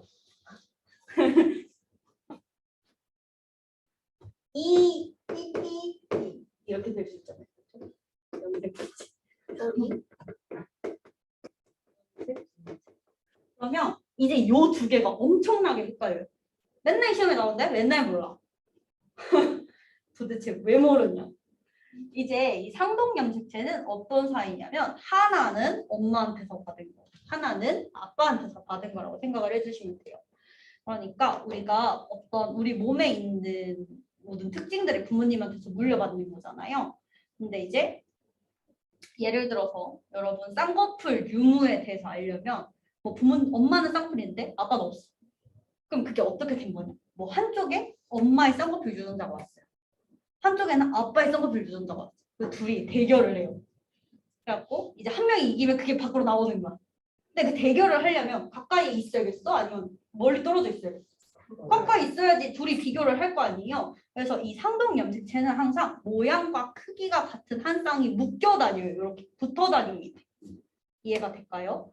근데 대신에 엄마한테서 받은 거, 아빠한테서 받은 거기 때문에 둘의 성질이 다르겠지. 유전 정보가 당연히 다르겠죠. 엄마랑 아빠랑 다른 사람이잖아요. 그렇죠? 그렇기 때문에 이 상동 염색체 같은 경우는요.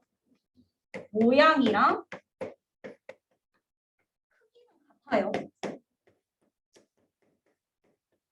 왜냐하면 똑같이 그 각각의 부모님에게서 뭔가 같은 부분을 결정하는 유전자였기 때문에 쌍꺼풀을 결정하던 유전자였기 때문에 모양과 크기는 같습니다. 대신에 뭐가 달라? 유전 정보가 다르다.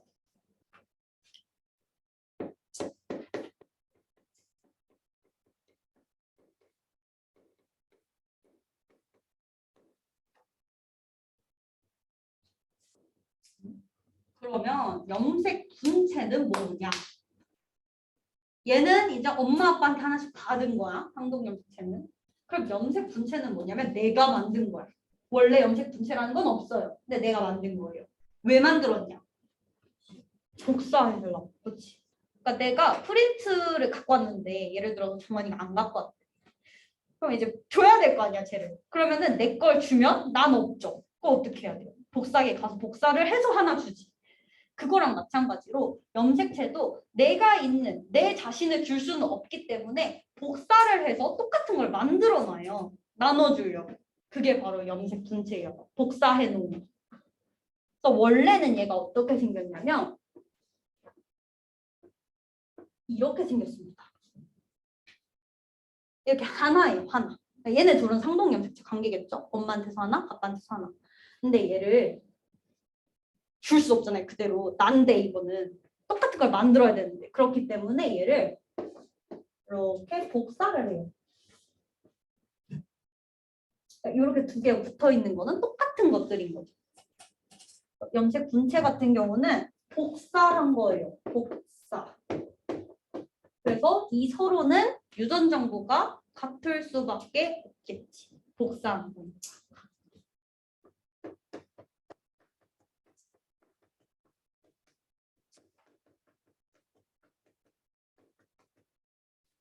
이렇게 얘기를 할 수가 있겠죠. 여기까지 이해가 되나요?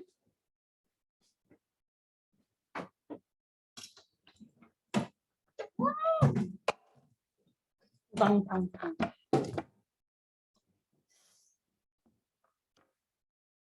내가 그림을 삐딱하게 그렸나? 왜 이렇게 잔뜩 삐딱한 거가 진짜 삐딱하게 그렸구나.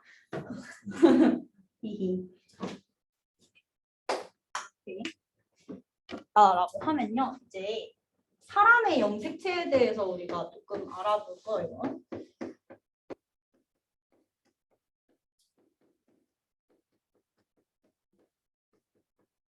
사람의 염색체는 총 몇 개죠? 2개? 23개. 23쌍! 46개. 2개? 대단한데, 안정환. 2개면. 그러니까 야 미생물 2개보다 많겠다 야. 사람의 염색체는 46개예요. 내가 23개까지 인정할 수 있어. 그럴 수 있지. 2개 진짜 주먹이 꽉 쥐어지네요. 자, 사람의 염색체는 46개인데 그냥 46개가 아니고요. 상염색체하고 성염색체가 같이 있어요.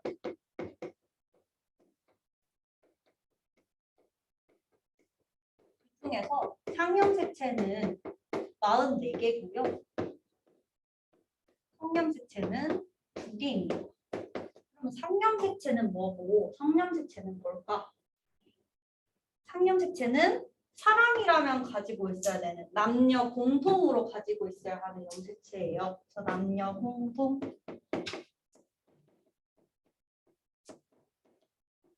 성염색체는 이제 남자와 여자를 구별해주는 거겠죠. 그래서 얘 같은 경우는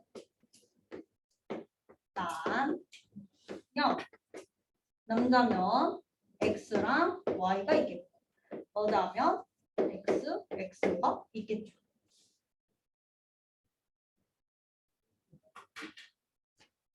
그러면 삼동염색체는 몇 개일까?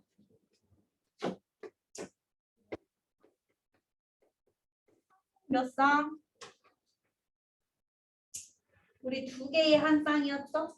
그러면 46개면 23쌍이겠네. 상염색체는 22쌍. 다음에 2개는 3쌍입니다. 이렇게 사람의 염색체가 있고요. 그 다음에 그러면 같은 종이라고 하려면 염색체 수만 같으면 우리가 같은 종이라고 할 수 있을까? 세상에 얼마나 많은 동물이 있는데 그 염색체 수가 안 겹칠 수가 있을까요? 거의 없어요. 그렇기 때문에 이 염색체 수만으로 우리가 같은 종이라고 판단을 하는 게 아니고요. 모양도 같고 크기도 같아야 돼요. 우리 같은 종이라 함은 같은 종이라고 하면 모양 그리고 수가 같아야 한다.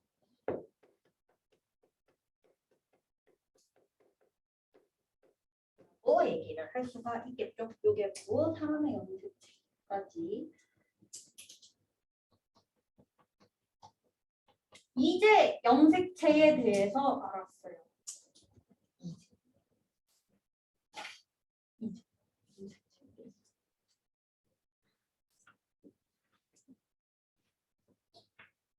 네, 요걸 지우고 세포 분열에 대해서 합시다. 세포 분열을 하다가 쉬는 시간이 올 것 같긴 한데 우리 아까 조금 약간 널널하게 했으니까 조금 하다가 쉬는 시간이 오면 칼같이 쉬게 해줄게요.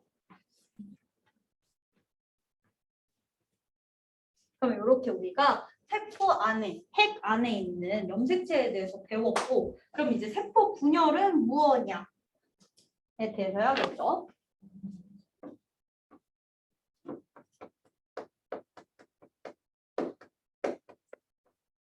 세포 분열이라고 하면 세포 하나가 2개가 되는 거를 우리가 세포 분열이라고 해요.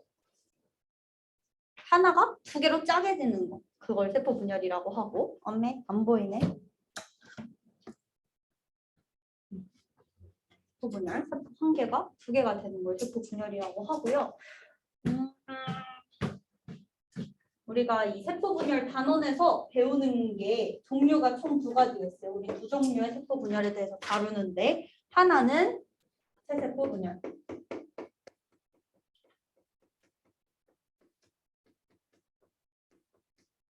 두 번째는 감수 분열 또는 생식세포 분열이라는 걸 배워요.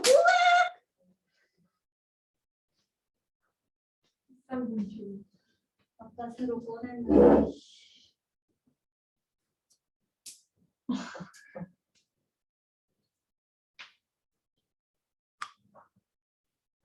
분명히 아까 새 걸 꺼냈는데 어디 갔지? 응? 다 써. 날카로운 그러니까 글씨 예쁘게 써시겠네요. 하하.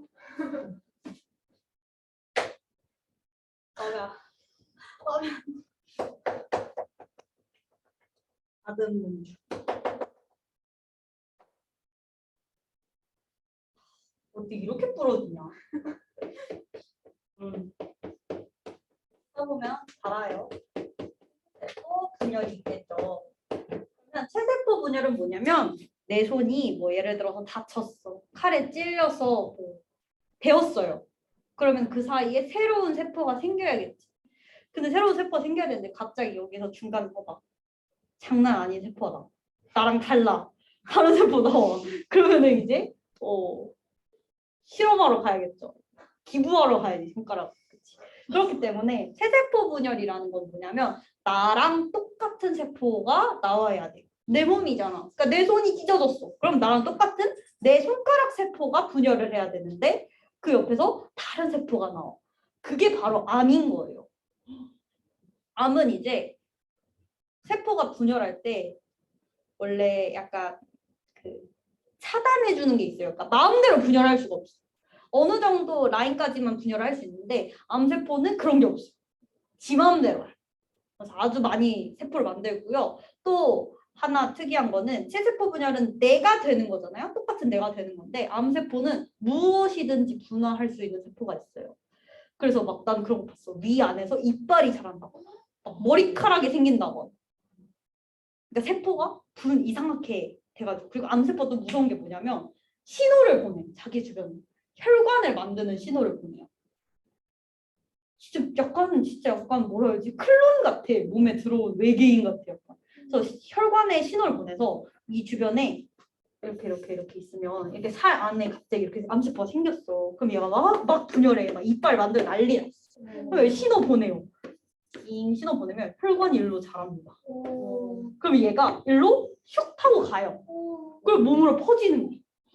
그래서 빨리 발견을 해야 되는 거지. 얘가 심해지고 만약에 이 친구가 굉장히 사악한 친구다. 그러면 순간적으로 빨리 급성으로 퍼져 나가는 거죠. 근데 이제 머리로 가. 죽는 거죠. 다른 데로 전이돼도 그리고 아직까지 암세포 막 그 암세포만 표적으로 죽이는 그게 발견이 잘 안 됐어요. 내가 알기로는 그래요. 그래서 개발은 하고 있겠지만 그래서 그냥 그 주변에 다 조져요. 방사선 치료를 한다고 하면은 만약 여기에 암세포가 있어. 그럼 여기에 그냥 살아있는 세포 다 죽이는 거야. 얘를 죽일 수 있는 방법은 그 세포를 그냥 죽여서 퍼져나가지 못하게 하는 방법밖에는 그게 최선이에요. 지금 제일 빠르고 쉬운 방법. 아니면 냅다 잘라. 뭐 위암이 걸려. 그럼 위 냅다 잘라요. 그 방법밖에 없어. 퍼져나가지 않게. 너무 위험하지. 너무. 만약에 내가 막 건강해. 그러면은 사라질 수도 있어요. 아니면 더 이상 뭐 중식을 하지 않는다거나. 근데 이제 대부분의 암이나 그런 거는 니네 췌장암이 제일 무섭대. 췌장암. 걸린지도 모른다던데? 그 췌장이 어딘지 알아요? 이자에 암이 생기면 근데 그거는 약간 그게 없대. 증상이 없대. 그러니까 증상이 나오면 이제 말기인 거야. 젊은 사람 엄청 많이 걸린대. 이상한 거 많이 먹어가지고. 나 조심해야 돼. 맨날 떡볶이 먹고 치킨 먹고. 조심해. 다음 주 수요일 날 건강검진 받으러 가자. 내가 후기를 들고 올게. 근데 무서워서 위내시경은 안 했어. 설마 소화 잘 하니까. 그리고 알 수가 없어. 정말 무섭단 말이야. 이런 거 공부한 사람은 근원적으로 이런 거에 무서움을 가질 수 없어. 공부를 하다 보면 존재를 알아버렸어. 뭐 이빨 생긴 거 봐버렸어. 너무 무서워. 어쨌든 왜 체세포 분열 얘기하다 여기까지 왔는지 모르겠지만요. 이 체세포 분열은 나를 만드는 거예요. 나랑 똑같은 세포. 그러면 아까 두 가지가 있었죠. 염색 분체하고 상동 염색체하고. 그 둘 중에서 뭘 갈라 가져야지 나랑 똑같은 게 나오겠어? 상동 염색체를 나눠 가져. 엄마 거, 아빠. 그러면 그 두 개가 같을까? 나눠 가진 둘은 같다고 할 수 있을까? 아니죠. 염색 분체 같은 거는 내가 복사해서 나랑 똑같은 걸 이미 만들어 놓은 거야. 걔는 나눠 가지면 우리 둘이 같은 걸 가졌다고 얘기를 할 수 있겠지. 그래서 이제 체세포 분열은 뭐가 분열한다고 할 수 있냐면 염색분체를 찢는다 라고 생각을 해주시면 돼요. 그러니까 여러분이 이거 공부할 때 헷갈리는 이유가 어디를 포인트로 잡고 공부를 해야 될지 몰라서 그냥 체세포 분열 그냥 짜증나 너무 많고 핵분열 뭔 소린지 모르겠고 이러니까 이게 뭔지 초점을 못 잡는 거야. 근데 이제 우리가 이 체세포 분열은 나랑 똑같은 걸 만드는 거니까 내가 아까 복사해놓은 염색분체를 나눠 가지면 되겠죠. 그러면 생식세포 분열의 목적은 뭐냐면 절반을 만드는 게 목표예요. 절반. 그러니까 사람의 염색체 수가 46개였잖아요. 그거를 23개로 만드는 게 목표예요. 왜? 우리가 생식세포는 남자 거 여자 게 합쳐져서 한 사람이 되는 거거든. 근데 내가 그대로 체세포 분열처럼 46개, 46개 만들었어. 그럼 그렇게 태어난 자식은 92야. 아까 뭐라 그랬어? 염색체 수랑 모양이 같아야 같은 사람이라 그랬지. 근데 46, 46, 90이야. 90이랑 46이랑 결혼해. 그럼 얼마야? 138? 그런 식으로 계속 이상한 숫자가 만들어지면은 같은 사람이라고 할 수가 없겠죠. 그래서 계속 같은 사람을 만들기 위해서는 이 생식세포를 만들 때는 절반을 딱 나눠서 만들어줘야지 둘이 합쳐졌을 때 46개가 되겠죠. 그래서 얘는 목표가 뭐냐면 염색체 수를 절반으로 줄이는 거예요.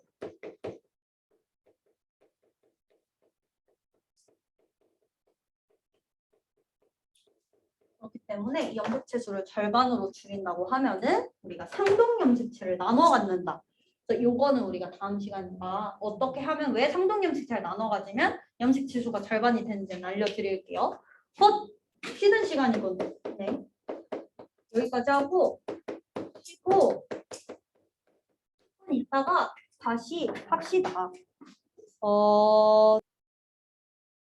아까 생식세포 분열은 염색체 수를 절반으로 만들어야 되기 때문에 상동 염색체가 분열한다라고 얘기를 했었어요.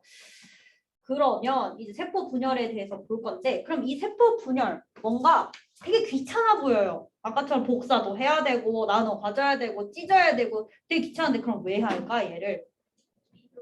어차피 필요하겠죠. 그럼 얘를 하는 이유도 중요한데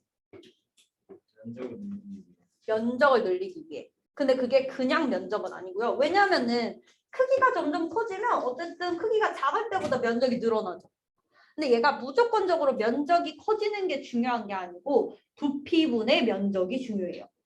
그러니까 예를 들어서 이 세포는요. 이렇게 세포 바깥으로 물질 교환을 하지만 안에 중요한 게 많아요. 무슨 소리인지 알겠어요? 근데 지금 똑같이 이 바깥쪽 면으로 물질 교환을 할 때 얘 같은 경우는 이 중간까지 가기에는 너무 멀어. 밖에서 에너지 교환을 하고 물질이 안까지 들어와야 돼요. 그러니까 에너지 효율이 조금 떨어지죠. 근데 얘 같은 경우는 어때요? 교환하고 바로 중간에 있죠. 그렇기 때문에 얘 같은 경우는 우리가 부피는 세제곱이고 넓이는 제곱이죠. 그러니까 부피가 늘어가는 속도보다 면적이 늘어가는 속도가 느려요. 그러니까 이렇게 크기가 커진다고 하면 부피만 커지고 그에 따른 면적은 줄어들 수밖에 없는 거지. 그렇기 때문에 이 안까지 도달할 때 너무 에너지가 많이 소모가 되게 됩니다. 그렇기 때문에 이 세포는 크기를 키우는 것보다는 같은 크기의 세포 두 개를 이렇게 만드는 거를 선호하게 된 거예요. 얘 같은 경우에는 똑같이 전체적인 크기는 비슷한데 이제 큰 거 같은 경우에는 물질 교환을 바깥쪽에서 하면 중간까지 가는데 너무 많은 에너지가 소모됐었죠. 근데 이 조그만 거 두 개 같은 경우에는 바깥에서 이렇게 물질 교환을 하면 중간까지 금방 도달하기 때문에 에너지 효율이 굉장히 좋습니다. 그래서 이 세포 분열을 하는 이유는 뭐냐면요. 우리 부피분의 표면적 비율. 어떻게 된다고? 크기가 커지면 부피가 느는 속도가 빨라요? 표면적이 느는 속도가 빨라요? 누가 세제곱이야? 부피가 커지는 속도가 표면적이 커지는 속도보다 빠르기 때문에 부피분의 표면적 비가 줄어들게 돼요. 그러면 이렇게 되면 에너지 효율이 줄어들기 때문에 세포 분열을 해서 이 값을 늘리는 게 목표가 되는 거죠.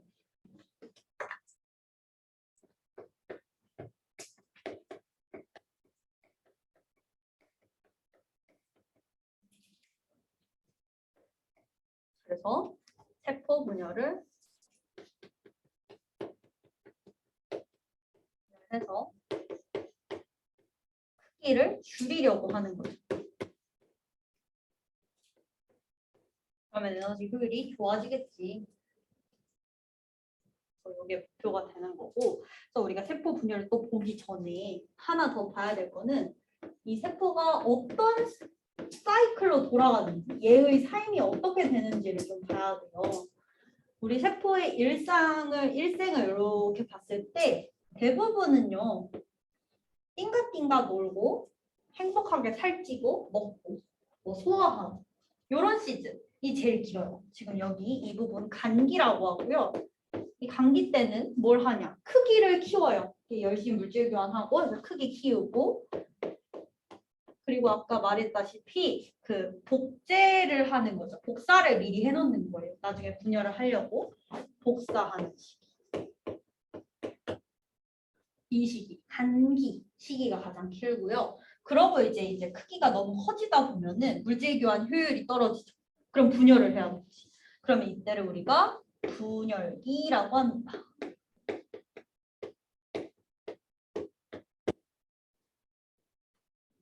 분열기. 근데 이 분열기도 또 두 가지로 나눠지게 돼요. 핵분열 그리고 세포질 분열.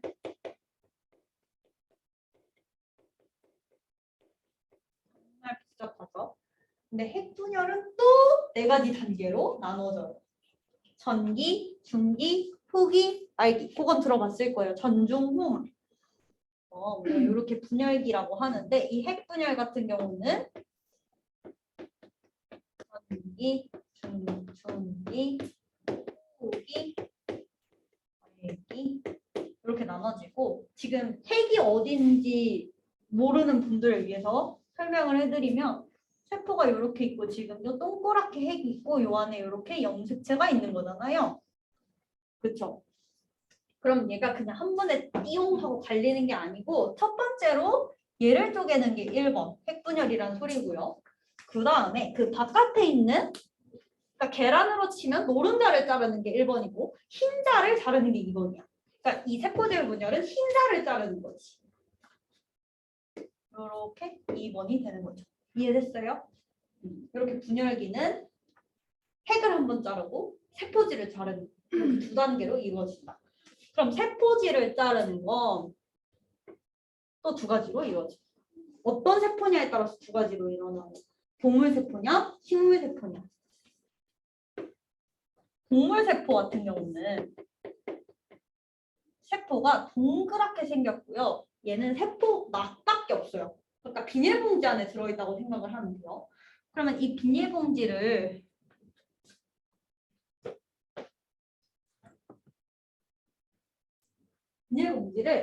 자르려면 막 그런 거 있잖아. 고데기 같은 걸로 이렇게 씩 하면은 이게 그냥 잘리잖아.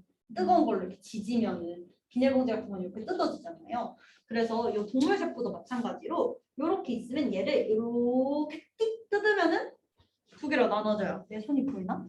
동그랗게 있잖아요. 이 세포막이. 그럼 얘가 중간으로 들어가면서 얘가 똑 떨어지면은 동물 세포 두 개가 됩니다. 별게 없기 때문에. 이렇게 들어갔다가 똥 이렇게 떨어져. 뭔 소린지 알겠죠? 근데 이제 이 중간에 뭐 끈 같은 게 생기고 막 그런 게 있는데 여러분 단계에서는 아직 알 필요 없어요. 그냥 뚝 떨어진다 생각하면 되고, 식물 같은 경우는 근데 세포 자체가 이 세포벽이라는 걸로 둘러싸여 있어요. 그 안에 세포막이 이렇게 있는 거거든요. 그럼 얘는 이렇게 너네가 아까 동물세포 뜯은 것처럼 뜯어질까? 밖에가 딱딱하니까 그렇게 안 된단 말이야. 그렇다고 칼로 썬다? 그런 것도 좀 손상이 갈 것 같고, 또 얘는 되게 똑똑하게 어떻게 하냐면 안에서 벽을 만들어요. 이 세포 안에서. 얘는 이 중간에 이렇게 벽을 세우는 거예요. 이 벽의 이름이 중요하겠죠. 이 벽의 이름은 세포판이라고 하는 애예요.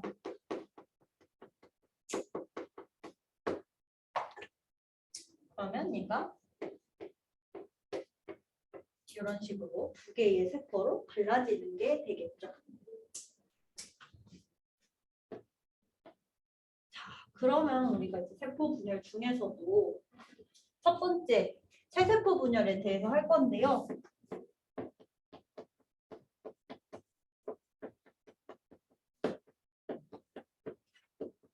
여러분은 이 체세포 분열은 만약 필기를 하실 거면 한 칸 아래에 동그라미를 좀 커지기 때문에 필기 나는 옆에다 썼지만 여러분은 종이 아래 나 좀 널널한 공간을 써주기를 추천을 합니다. 이 체세포 분열을 보기 위해서 처음에 바로 분열기로 가는 게 아니고 어떤 시기가 있다고? 간기라는 시기가 있다고 그랬죠. 이 간기 때 어떤 상태인지 한번 봅시다. 간기일 때 세포가 있고요. 핵막이라는 게 존재해요. 그러니까 이 DNA가 그냥 풀려 있는 게 아니고 이런 막 안에 존재를 하게 됩니다. 그리고 우리가 아까 맨 처음에 염색체 상태로 존재한다고 그랬어요. 평소에는 염색 사상태로 존재한다고 그랬죠. 그렇기 때문에 얘네가 실처럼 풀어져 있어요. 지금 저 분홍색과 분홍색끼리는 상동 염색체겠죠. 맞아요? 이거 이해되나요? 이거 하려고 아까 앞에서 막 설명한 거야. 뭐가 뭐고 뭐가 뭐라고.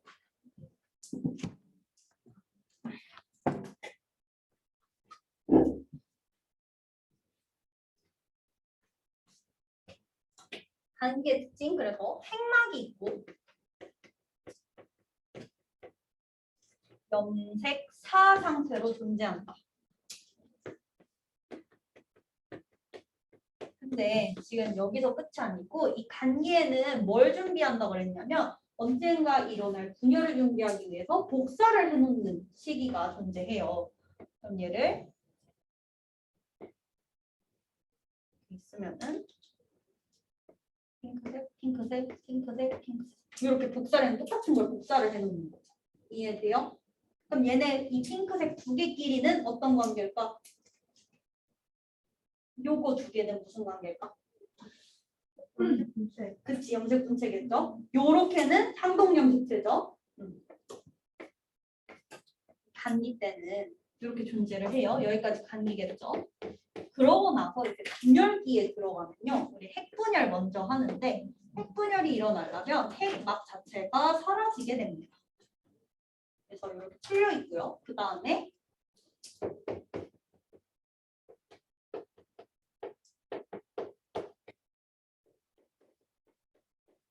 우리 분열이 일어나면은 염색체 상태로 변한다고 했어요. 그렇기 때문에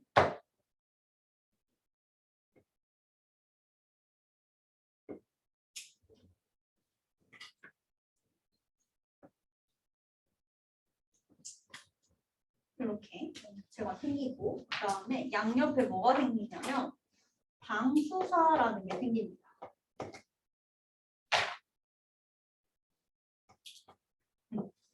이 장수사는 뭐냐면 크레인 같은 거예요. 내가 얘네를 찢어야 되지. 그러면은 그 니네 롤 해? 네. 롤 하면 쓰레쉬 있죠? 네. 쓰레쉬 이렇게 걸어요. 끌지. 그건 똑같은 거야. 근데 쓰레쉬 그거예요. 아니면 불츠. 불츠 그래. 오케이. 얘가 이렇게 탁 잡아. 끌어. 그런 거죠. 이해됐죠?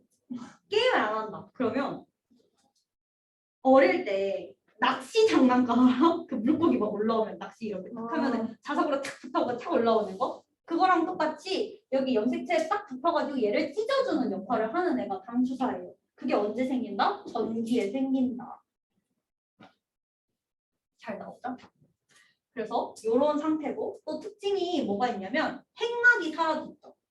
그리고 염색체 형태로 변했죠. 그리고 방수사 생겼죠. 이런 특징들이 있습니다. 핵막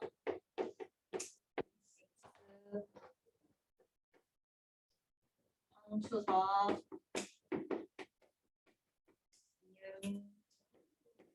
염색체 이음. 그 다음에 우리 전기 다음에 뭐냐면 중기예요. 중기. 중기는 뭐냐면 얘네들이 찢기 좋게 당장이라도 찢어질 수 있게 예쁘게 배열된 상태를 중기라고 합니다. 그럼 내가 지금 세세포 분열이라고 하면 두 개가 똑같이 나눠져야 되지. 그럼 니네 아까 뭐 찢는다고? 염색 분체 찢는다고. 그럼 얘네가 만약에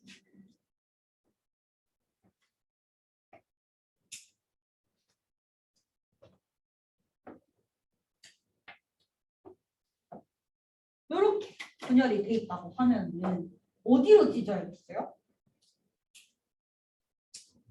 그러니까 방수사가 어디 있어야 될까? 여기 있어야 될까? 여기 있어야 될까? 위아래? 위아래 있으면 어떻게 찢을 거야? 이렇게 가져갈 거야? 아, 그럼. 양옆에 있어야지 이렇게 염색 분체를 찢어서 가져갈 거 아니에요? 그렇지. 그래도 어디로 할지 잘 생각해봐. 그런 건 머리 팽팽 돌아가잖아. 그래도 어디로 할지 잘 생각해. 똑같이 나눠가지려면 이 옆에로 걸어야겠지. 그치? 그치? 그럼 이렇게 방수사 분재하면 이제 연결이 됐어요.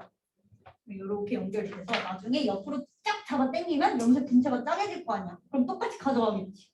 요게 중기입니다. 중기는요, 우리가 그냥 잘 배열돼 있어서 연구하기 굉장히 좋은 상태라고 얘기를 해요. 잘 배열 돼 있는 거고요. 그 다음에 후기. 후기는 이제 본격적으로 찢어지는 단계입니다. 근데 우리가 여기 후기에서는 뭐가 분리된다고 해야 될까? 염색 분체가 분리된다.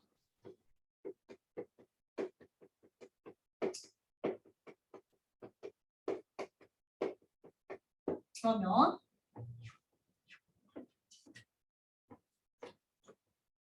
어때요? 지금 상동 염색제끼리 잘 붙어 있고 염색 분체가 찢어진 거 보이시죠?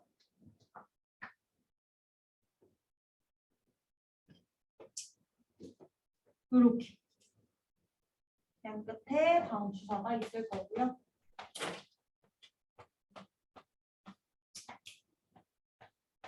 이렇게 후기에 찢어지게 되고 그 다음에 이제 말기로 가게 되면요.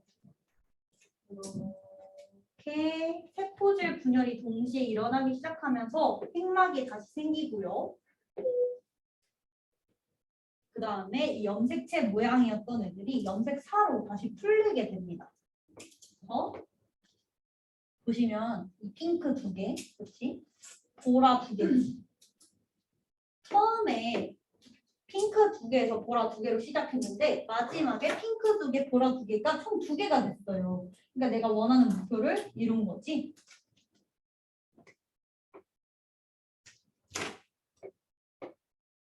얘가 이제 날기가 되고요.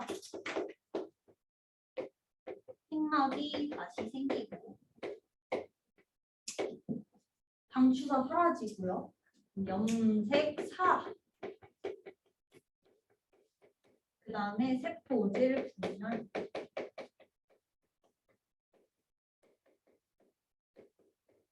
이렇게 해주면 우리 체세포 분열까지 끝나게 됩니다.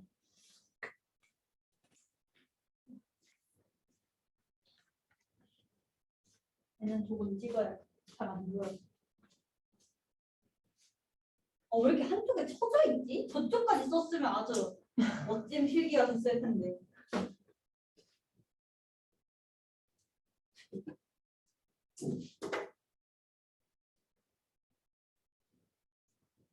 아이씨. 이제 얘는 꺼도 됩니다.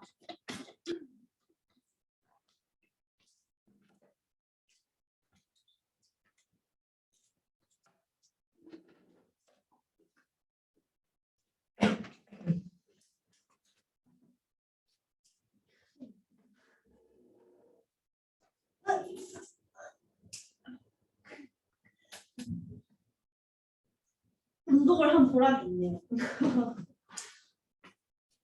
자, 이렇게 해주시